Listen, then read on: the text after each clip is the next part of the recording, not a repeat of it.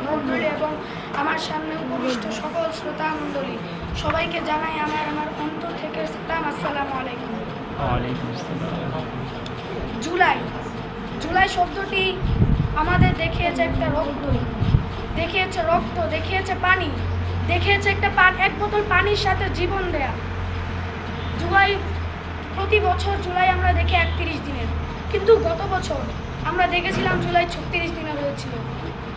প্রতিটি দিন যেন গিয়েছে এক একটা বছরের মতো। প্রতিদিনই শুনছি মারা গেছে, এ নিয়ে আহত হয়েছে। শুরুটা হয়েছিল 1 জুলাই। আমরা তো শুরু করেছিলাম একটি শান্তিময় পদযাত্রার মাধ্যমে, কোটা নিয়ে।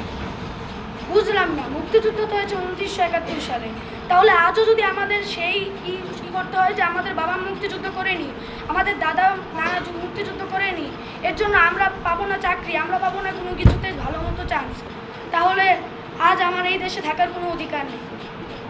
এই অধিকার আদায়ের জন্যই ছাত্ররা 1 জুলাই থেকে এই শান্তিপূর্ণ পদযাত্রা শুরু করেছিল।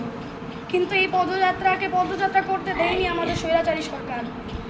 শুরু হয়েছিল প্রথম থেকেই আক্রমণ, একের পর এক হামলা, একের পর এক টিয়ার সেল, সাথে সাথে বোমা হামলা। অনেক ভয়ঙ্করভাবে আমাদের কাটাতে হয়েছে প্রথম 15 দিন মারা গেল 15 জুলাই রাত্রেবেলা।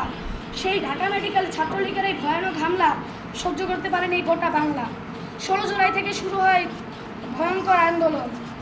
আবু সাইদ, মীর মুগ্ধ, আরও কত শত শহীদ হতে দেখেছি আমরা। পুলিশ সামনে বুক প্রসারিত করতে ভয় পায়নি আমাদের বাংলার তরুণরা। বুক প্রসারিত করতে ভয় পাবো না আমরাও। দেশকে বাঁচানোর জন্য আমরা সব কিছু করতে পারি। অনেক দেখেছি দুর্নীতি, অনেক দেখেছি আমি তুমি নির্বাচন, আর দেখবো না। সেই আগের বছর জুলাই আমরা সেটা প্রমাণ করেছিলাম।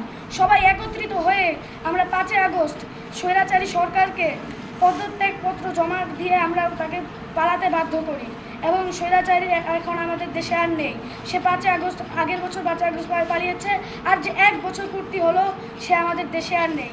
কিন্তু তার একের পর এক স্বৈরাচারী মনোভাব, তার অনেক কুকীর্তি আজ বের হয়ে আসছে। অনেক কুকীর্তি সম্পর্কে জেগেছি।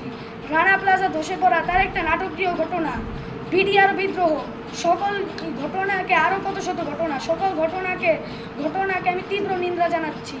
আর এই ঘটনা যদি আর কোনো স্বৈরাচারে করতে হয়, এই সেমিনার থেকে চোখে আঙ্গুল দিয়ে দেখিয়ে দিতে চাই, আমার এই সোনার বাংলায় আর কোনো কুকীর্তি হবে না ইনশাআল্লাহ। আসসালামু আলাইকুম।